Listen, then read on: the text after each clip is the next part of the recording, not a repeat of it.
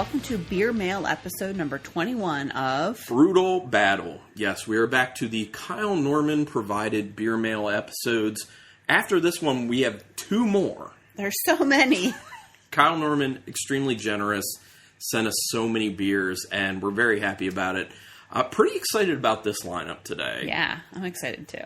Just two beers, obviously, as usual. One very light, one very dark. One by a brewery that we've had, well, an offshoot of a brewery that we have, no pun intended, an offshoot of a brewery we haven't had on much, and the other one is a brewery that is very hard to get a hold of where we are. So, pretty exciting. So, let's just jump into it. Yeah. Start with the light one, because, proper tasting order, right? Both in 16-ounce cans. This one is by Offshoot Beer Company. For anyone who needs a reminder, Offshoot Beer Company is literally an offshoot of the brewery out of Placentia, California. And this is their brewery that handles, like lagers, IPAs, stuff like that. Like lighter, clean beers, as people like to put it. This is their Viaje Baja-style lager, and it is 4.7%. Okay. I'm into that. Yeah. Ooh. Ooh. It's foaming. It's foaming. I don't know what that's going to mean. Didn't another one of the beers he sent foam? I couldn't remember if it's one that he sent. I think so. What's up with that? It's been cold. It hasn't really been, jostled. He shipped it with an ice pack, too. But look at, there's tons of beer just hanging out on top. Is it just overly full? I don't know. It's going to be a little tricky to pour. Oh, yeah, it's definitely, it's overly full. Yeah, I couldn't pour it well. Okay, here's yours. I filled it a little bit more than I usually would, just because I was trying to... I'll drink it. Do an aggressive pour. It's such a mess. I think the problem is the pouring's tough when there's a bunch of foams, blocking getting the beer out. So, yeah, it's kind of all over the place. But that is why we have towels on the table. So they'll just get laundered. Carlin's messy. Well, yes, that too. And I am messy. Okay. What is it looking like? Clear. Yeah, it's a extremely clear beer. It's pretty orange, like a yellow orange. I was going to say it's more yellow. Yeah, okay. But a decent orange hue in there as well. I still think, okay. Men and women see colors differently. This is true. So smell? It's very light. There's not a lot on the nose, honestly. A little honey. Yeah, a little honey. There's a little floral. Yeah, I can see the floral note, definitely. Slight straw note. Yeah. It is extremely light on the nose. It's not a very serious nose. There's not a whole lot going on. This says, maybe a little bit watery in the mouthfeel. It says kind of low flavor, potentially. But it smells like light, crisp, refreshing, easy, kind of like summer sipper, I guess. Beer just dripped on me. Well, you should have wiped yours off. I guess it's... I mean, it tastes like how it smells, but it's not a bad thing. I like it. It's an easy sipper. Yeah, it's just a really easy beer that you can very easily not pay attention to if you don't want to. It's one of those beers that you could just pound them if you're outside, in a social gathering. My sister bought a wine recently, and the lady who sold it to her said it's a good porch pounder. Yeah, so this would be a porch pounder. This is a porch pounder. You just pound them on your porch. Yeah. I'm getting the hay in there a decent amount. I'm getting the sweetness. I'm getting the floral. Yeah, 100% honey. Very light on the honey, but yeah, the floral aspect to it, I feel like I'm getting more in the flavor than I was in the nose. So that's kind of nice, but yeah, I mean, it's pretty close to the nose. Yeah, I think it's dead on. It's not like a beer I'd be like, oh my gosh, I need to get more of this. Right. It's a little closer to nondescript, but not in a bad way. It's just kind of super easy. It's good, easy summer. Easy, clean, refreshing, crisp, all that. Summer's coming to an end. Yeah, you're sad about that. I'm good with it because fall is my favorite. I mean, I do like fall. I just get sad because after fall comes winter. And you already have your giving out candy beer. I do. And we might do fall, which we would have to probably... This is up to you. Which we'd have to do that soon. That's up to you. That's your project. But yeah, we always have a tradition where for Halloween we drink beers while we hand out candy. And Rebecca always wants to have, like, a pumpkin beer. Yeah, I don't drink a ton of them, but I feel like it's just, like, the quintessential fall. So are you going to announce what you already picked out? Okay. You already got it like a month prior to this, so you got it in July. I was seeing on social media people were like buying this up, and I was like, I don't even know if it's going to be good. It might be a drain pour. I don't know. But it's caramel pumpkin. Yeah, the Southern Tier beer. And then people were like, oh, it's probably going to taste artificial. Maybe it will. We'll see. Sometimes I don't mind that. You know, like the cold pressed coffee one pumpkin that they did was good. I liked that one. That was from some years ago, but because I was like, maybe I should have just gone like tried and true pumpkin. I don't know. We're still holding out because last year we tasted that Westbrook pumpkin milkshake IPA, which was very tasty. So I feel like I will have to go back to see if that's around because that was like delicious.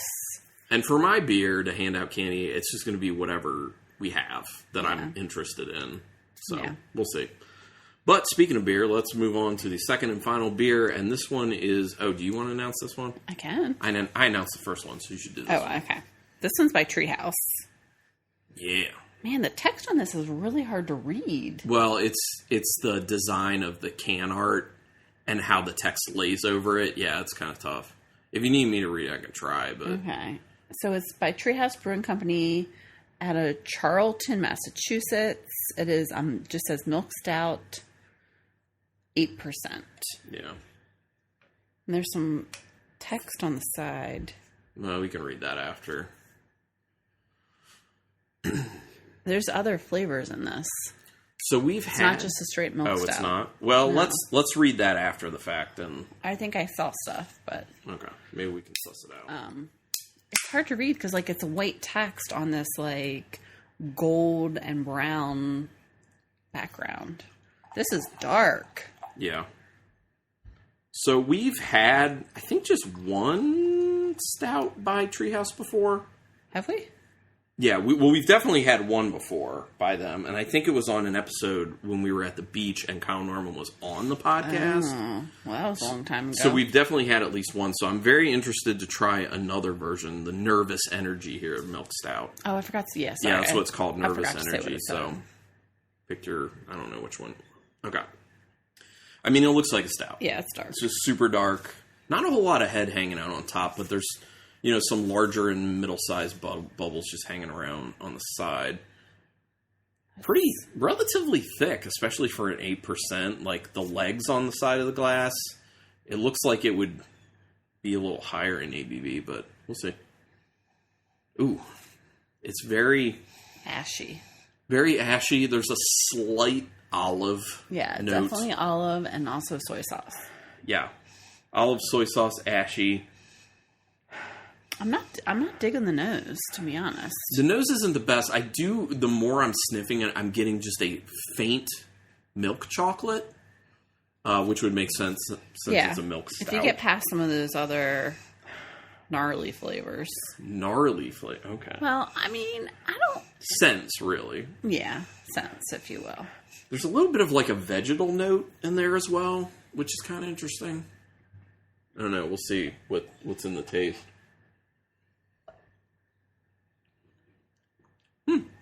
It's kind of chalky when you sip it. Well, it tastes better than it smells. Yeah, it tastes a lot better than it smells, I'll say that. It tastes like it's got a decent hopping to it. Like there's a bit of a hop quality coming through. Maybe that's part of that vegetal aspect I was picking up in the nose. Definitely getting a lot more chocolate. Oh, yeah. But it's like dark chocolate. It's dark chocolate. It's like very serious, good dark chocolate. I'm getting a lot of it's very roasty and malty. Mm-hmm. Yeah. Definitely not getting any soy sauce. Definitely not getting any black olive. Yeah, I'm not getting any olive on the flavor. I get a little bit of soy sauce on the flavor for me.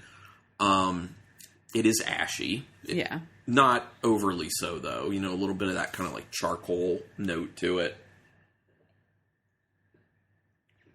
I think it's good, though. Yeah, I don't mind it. I like it. Okay, let's see. It's nice. Nervous Energy features dark amber maple syrup.